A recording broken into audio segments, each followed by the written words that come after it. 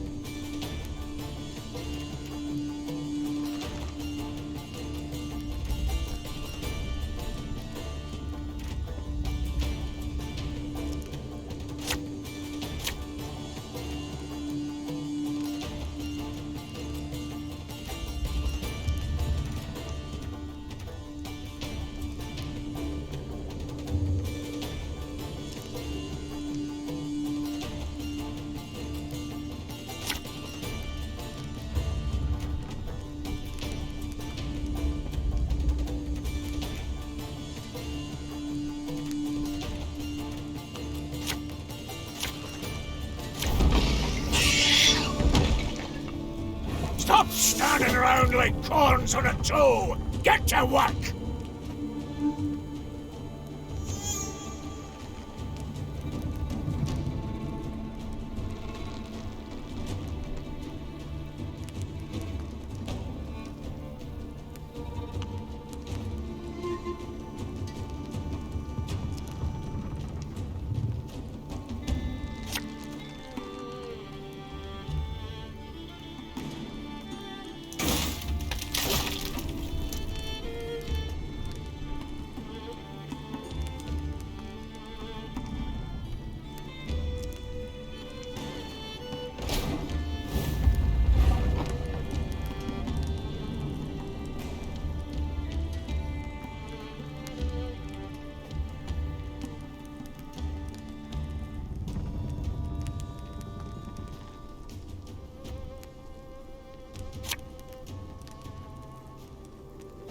Got any victuals?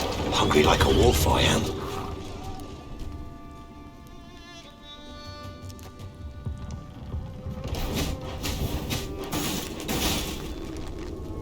Watch out! It's rolling our way!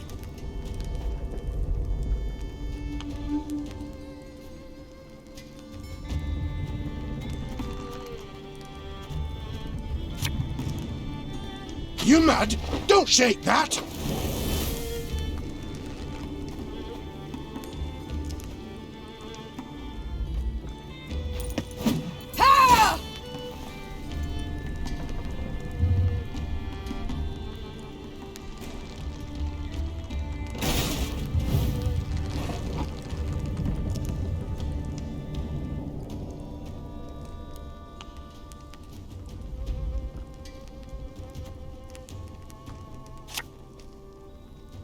My favourite cut of lamb?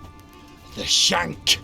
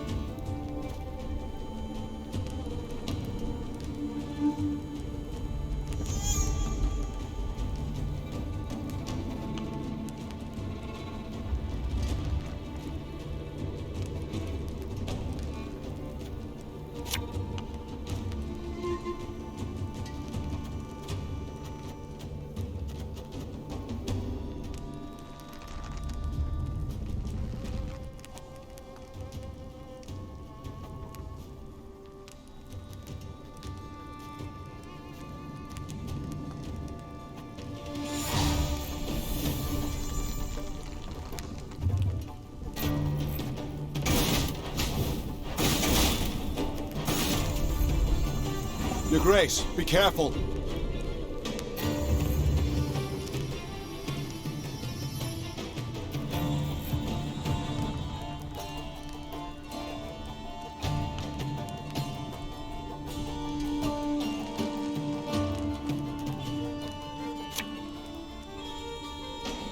Thing about slings, they hide well.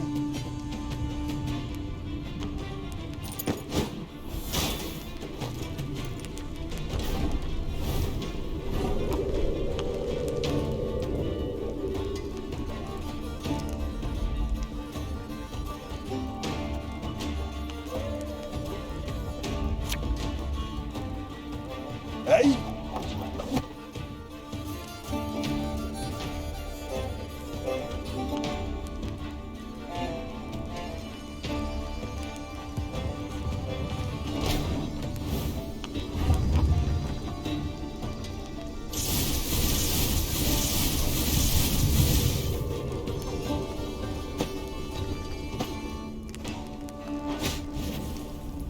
All right. You got some splaining to do.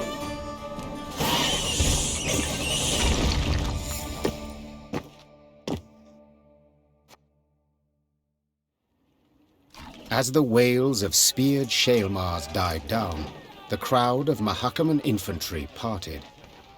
A dwarf stepped forth, grey as a snowfox, wrinkled as a prune.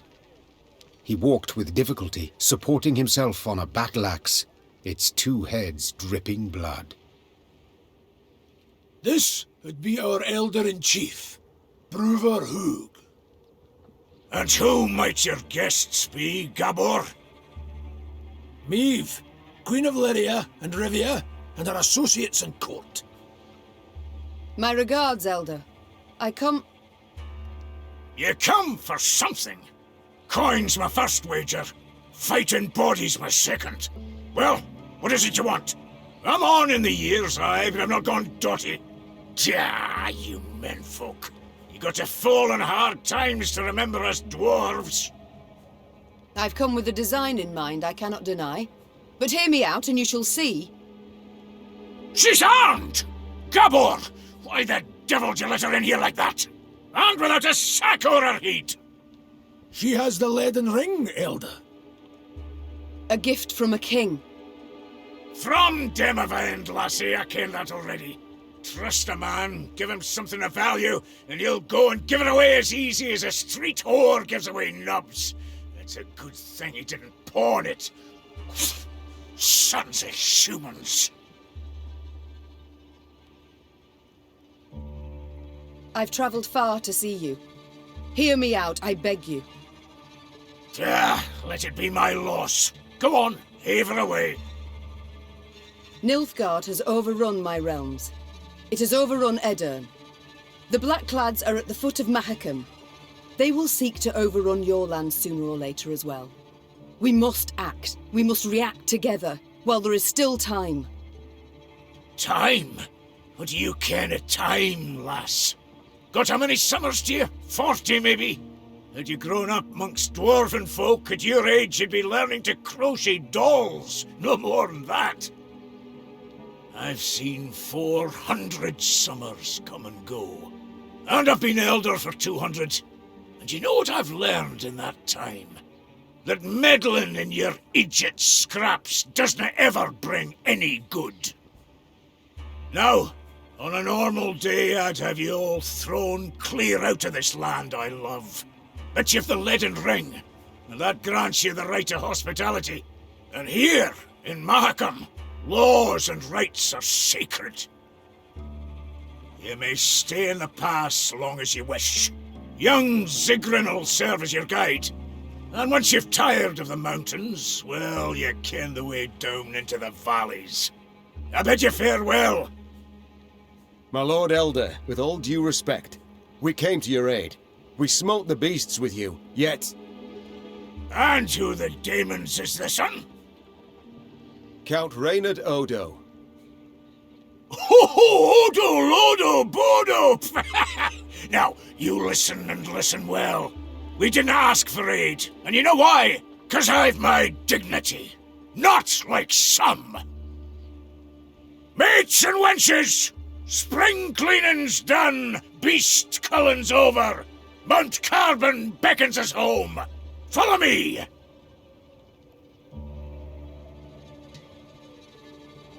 Your Grace, be not dismayed. We will find a way. Manage we shall, true. Though damned if I know how. We have none other to whom we can turn, no other land where we can flee. Let us convene in council, Your Grace. Consider together what's to be done. We've yet Redania, Temeria... Your Grace, might I draw you aside a wee moment, for a jabber? Reynard, please excuse me. Well, what is it you want? I ken the Elder-in-Chief dinna make a good first impression. And the second? Is it any better? To be quite frank, no. I'll try elsewise. Not all's lost, trust me. Brouver's a stubborn goat, no doubt about it, but a goat to be persuaded. And I happen to ken how.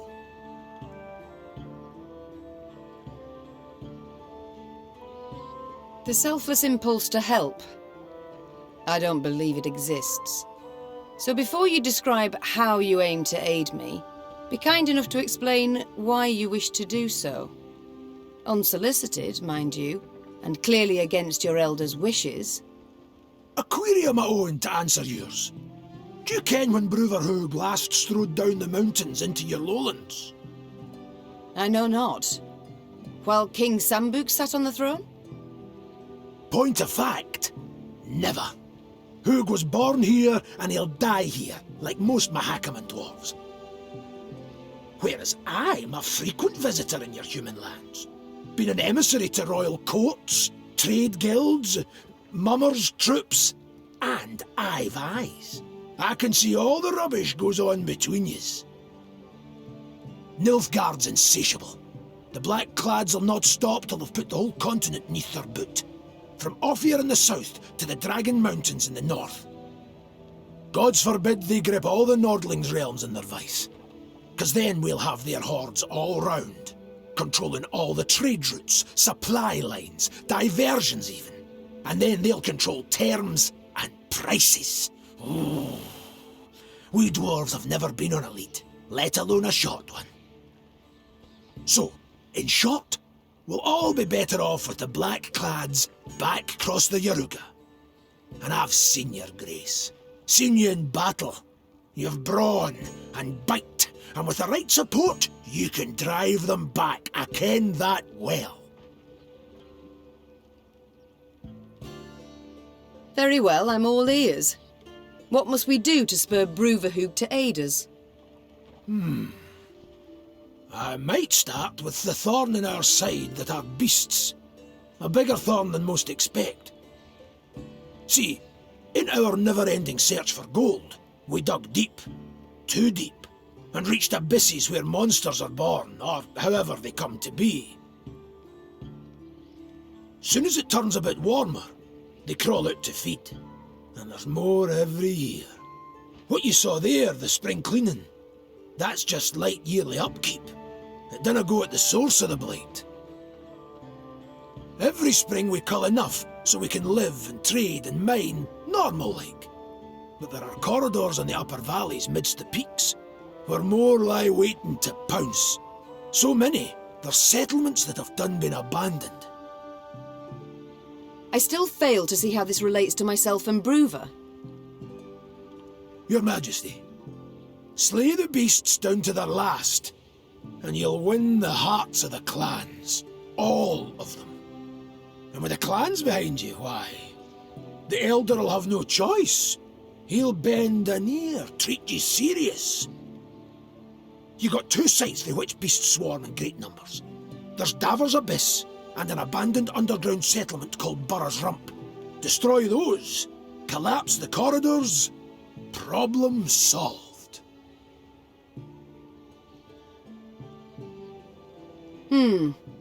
You colour the solution as simple and known. Why has Brouver Hoog not gone at the matter? Ha! You must learn one thing about us dwarves of Mahakam. Customs, traditions, why, we're obsessed.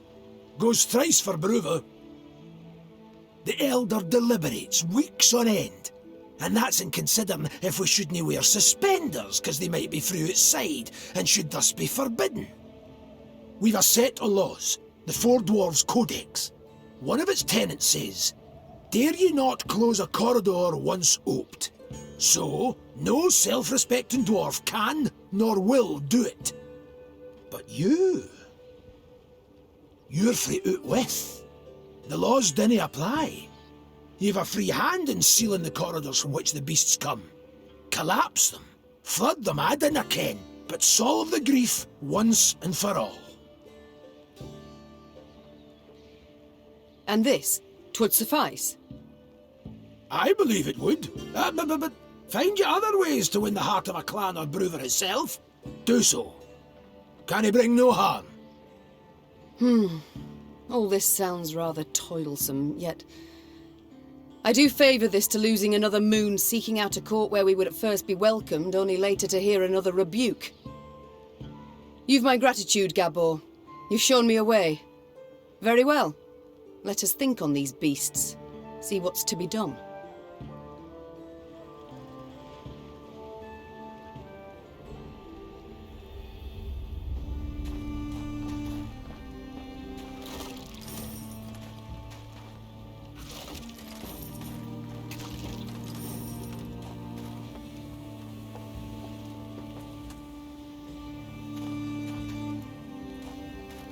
I've come to the conclusion your Elder-in-Chief is not fond of guests. Fond? That's near a quarter of it. He hates them, with seething passion. But you're damned lucky. Why's that? Let you in, didn't he? Mahakam was cordoned off completely from the outside world for many a long year. Clans finally forced Brouver to at least let in peddlers and emissaries. Though he dragged his feet as long as he could.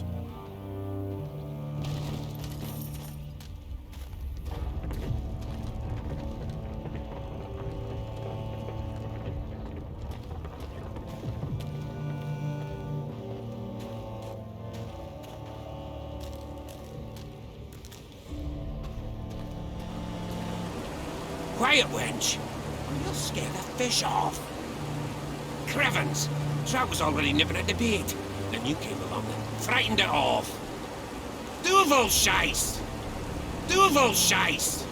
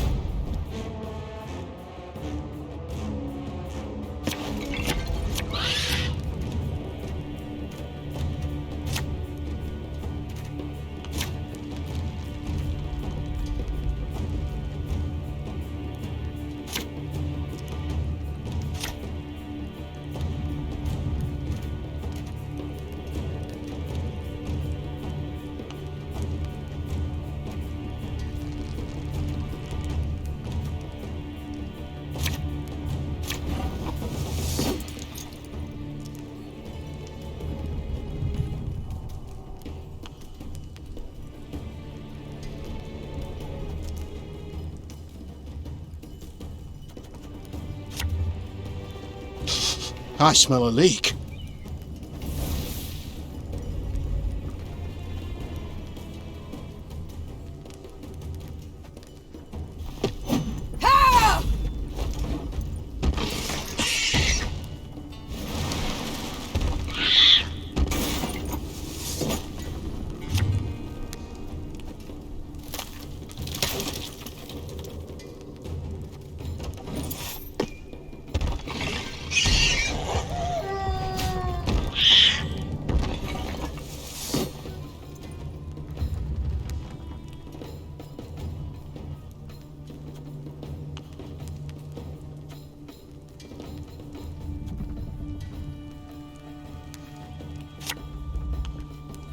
Got any victuals?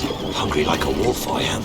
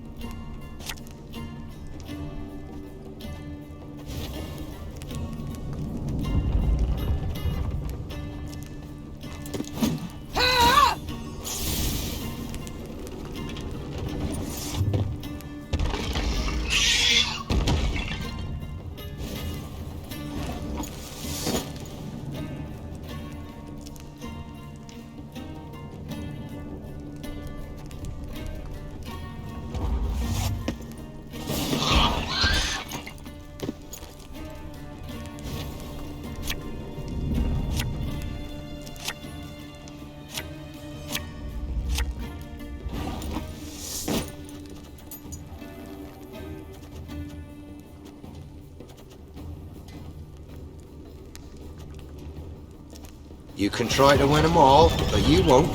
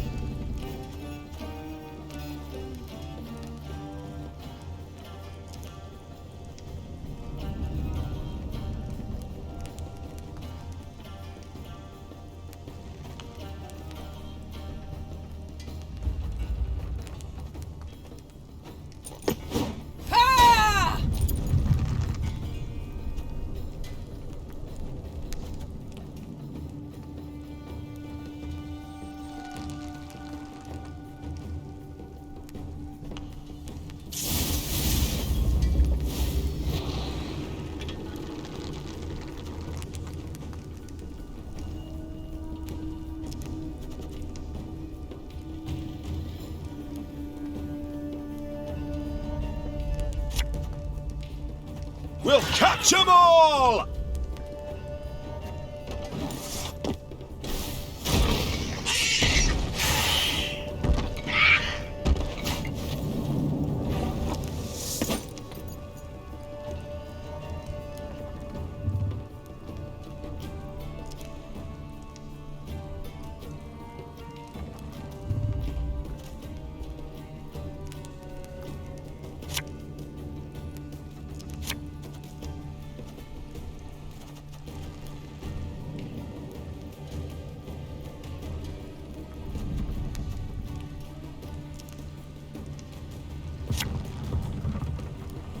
Hey?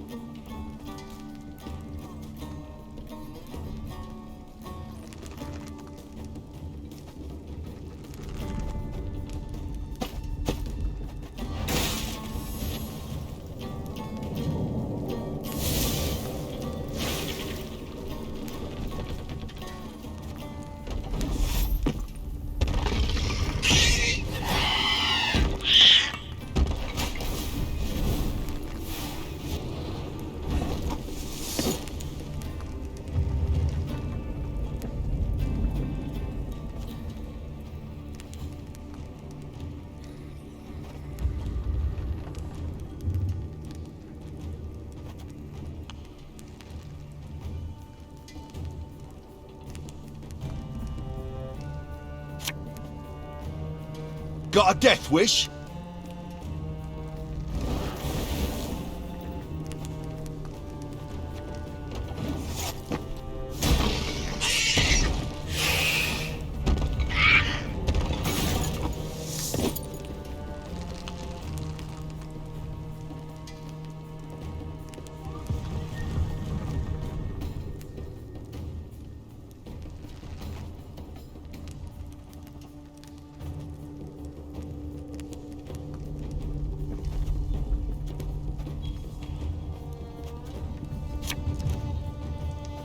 Aye.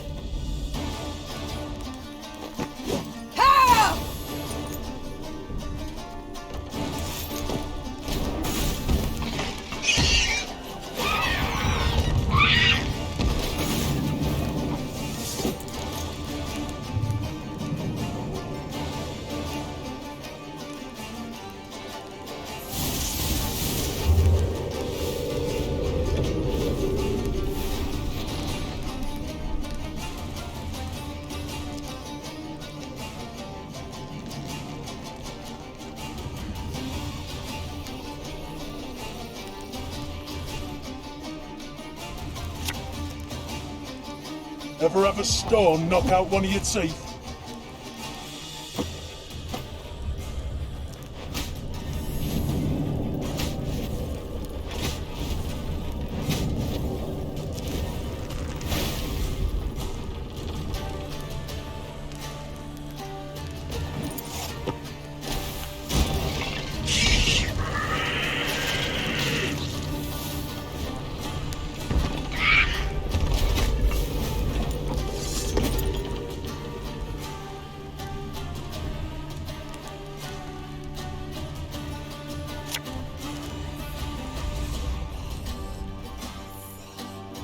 Gotta get our asses moving.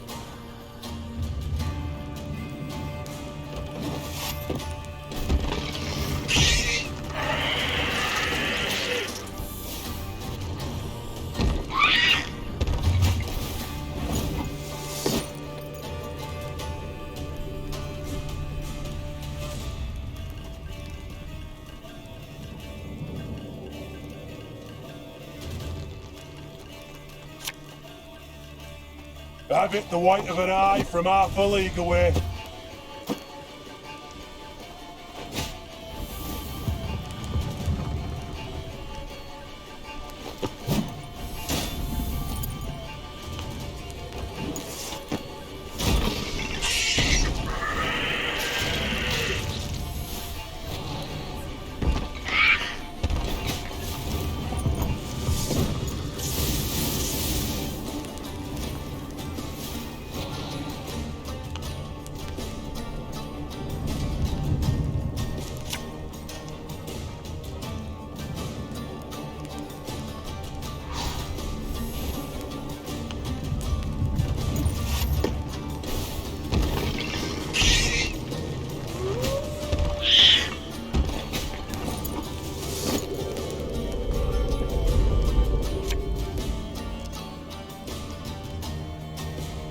Nothing personal, I assure you.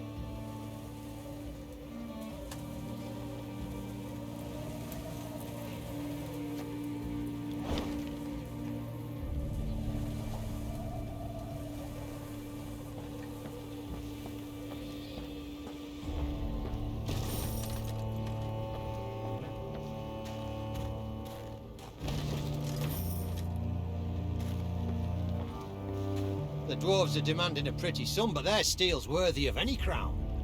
No offense meant, the Rivian blades don't hold a candle to their Mahakaman cousins. Their elders just a tad eccentric. The dwarves are demanding a pretty sum, but their steel's worthy of any crown.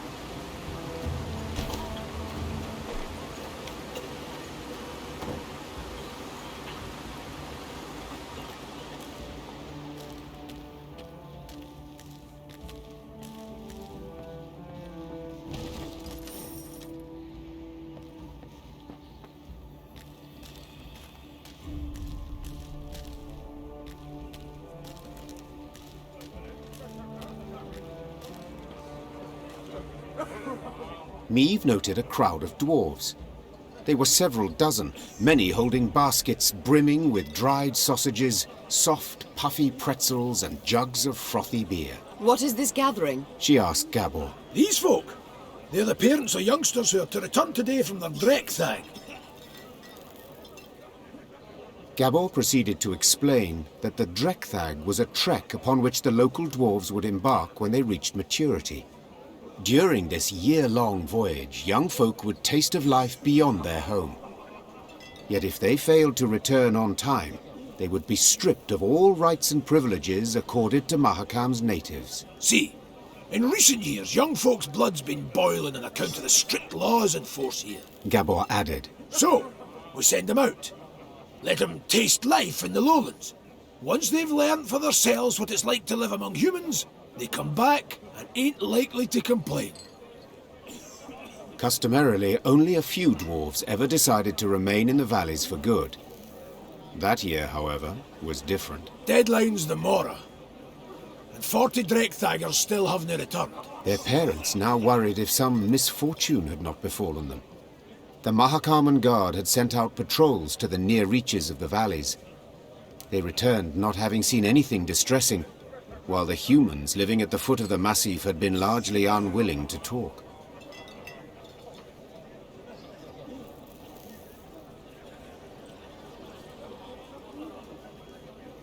The guard captain, a dwarf with a fiery red beard, removed his helmet, wiped the sweat from his brow, and addressed Meve. Your Majesty, we need to find our youth. Perhaps you'd be willing to go out and search. Human folk are more like to tell you if they saw anything out of the ordinary of late. Naturally, there'd be something in it for you too.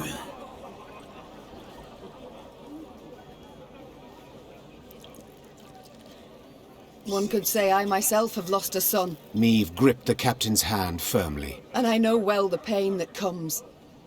I shall do all in my might to spare you at least that. Meve set off, the hopeful gazes of the dwarven parents bidding her farewell. The Queen sent a scout ahead. Sometime later, she heard his horn. 3 blasts. 2 short, 1 long. An ambush! Meve expected to combat beasts or robbers. Yet upon her force descended warriors with squirrel tails attached to their helms.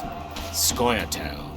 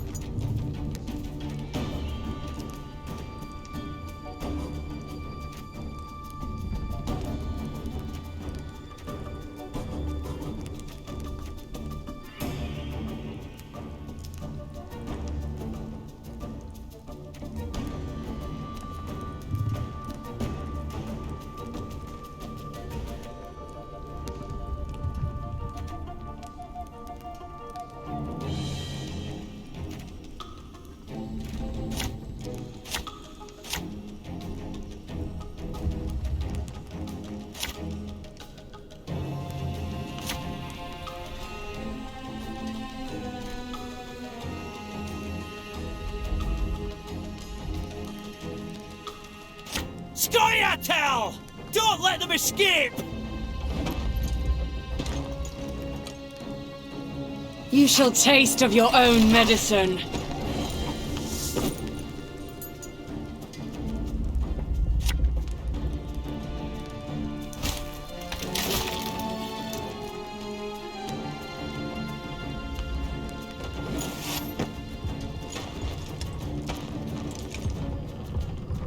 Right! Come on!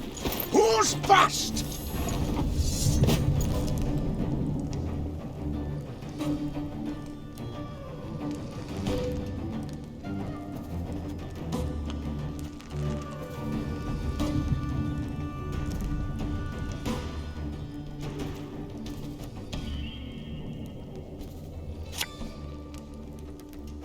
Can't take it anymore.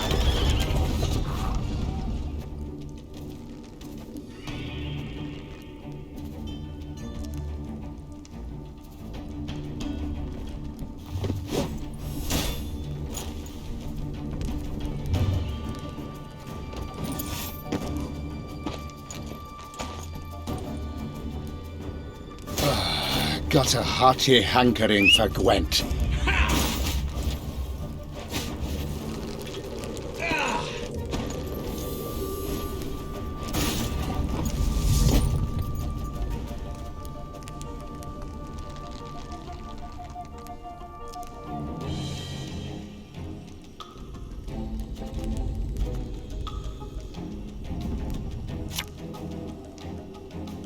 We'll catch 'em all!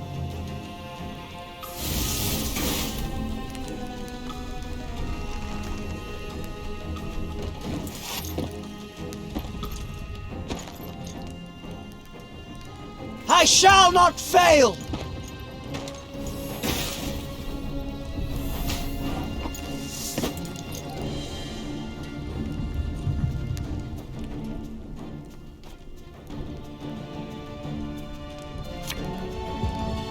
Watch your heads!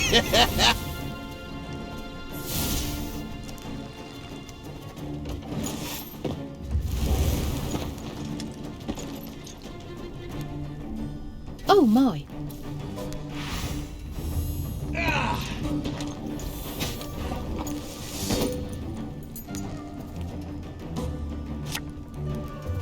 Ever have a storm knock out one of your teeth?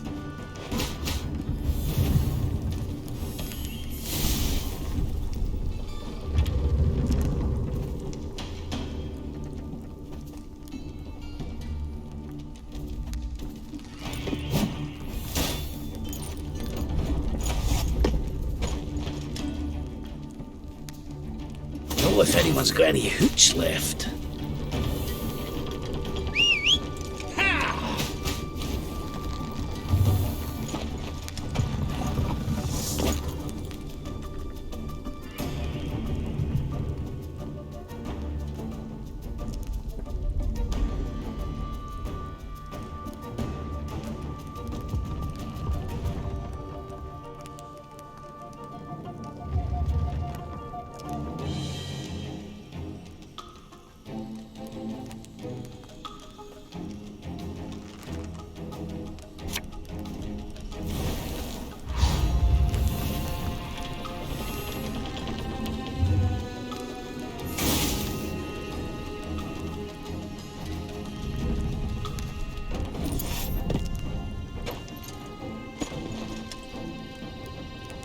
None shall tread on us!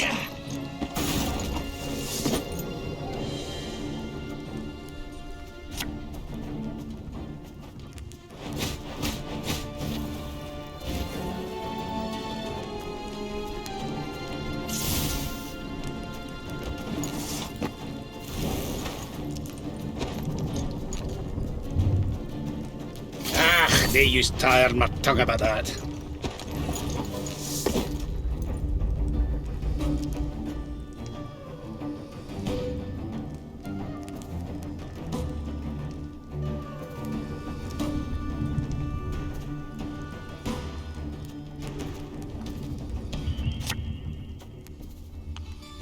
Got a death wish?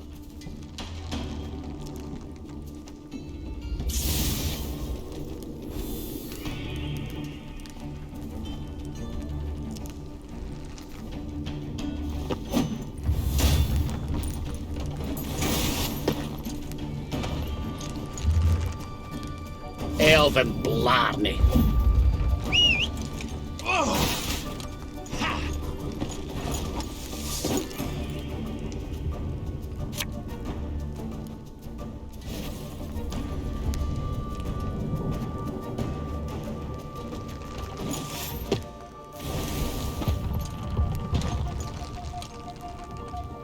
The storm is coming. Let's enjoy the weather while we still can.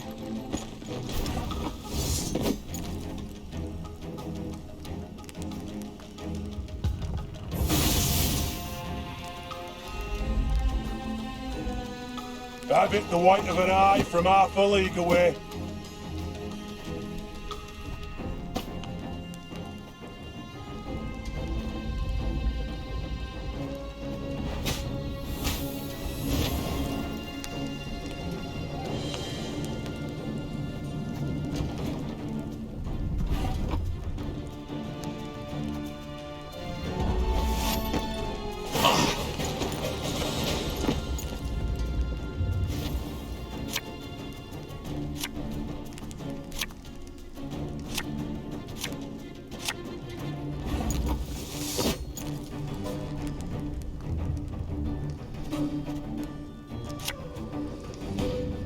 Should have listened to me, old lady.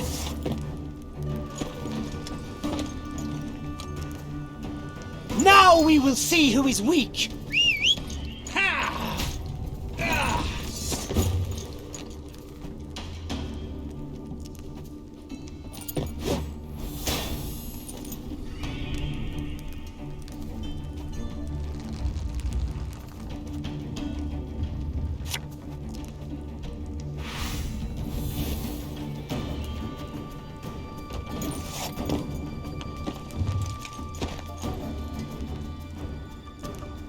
Now we must stick together.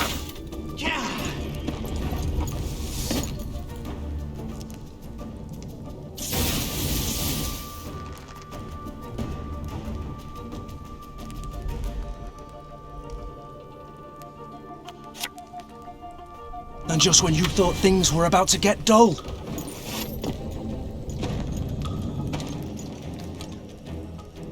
Scoia'tael! Attack!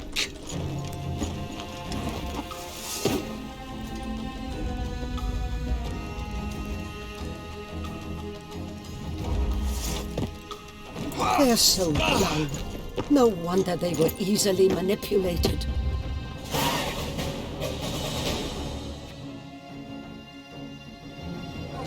As soon as the battle had come to an end, the prisoners were brought before the Queen.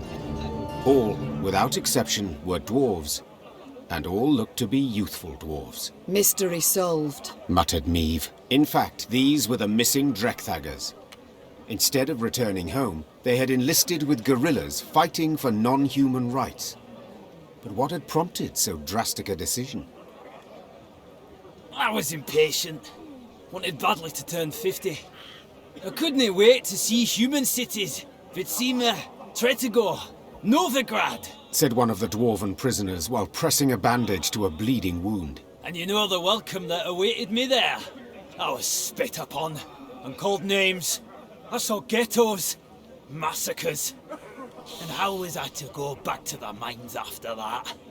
We must fight while we still can. Before the humans come to cut us down, we must tell the rest of ours the same. Pull all Mahakam into the fight! Meave's soldiers stood waiting for her to protest, to accuse the dwarf of lying. But the Queen could not pretend she did not understand why the dwarf had taken up arms. Without entering into a discussion, she ordered the prisoners taken to be tried and judged by their kin and elders. The dwarven parents thus got their offspring returned to them, albeit wounded and in chains. Brouver Hoog, who had limitless disdain for the Scoia'tael, demanded the dwarven youth be severely punished for succumbing to the rebels' seductive ideals. In the end, the Drekthagers were sentenced to 50 years hard labor in the quarries. The Elder-in-Chief believed a half-century of swinging a pickaxe would sufficiently cool the hot heads of these would-be guerrilla fighters. They came back alive. That's the key part. The red-headed captain said, handing Meave a pouch as a reward. And perchance by the time they're freed, the war twixt the races will be over, eh? What do you think, Queen? Meave shrugged in response. Perhaps she had no opinion in the matter, or perhaps she simply did not wish to state it aloud.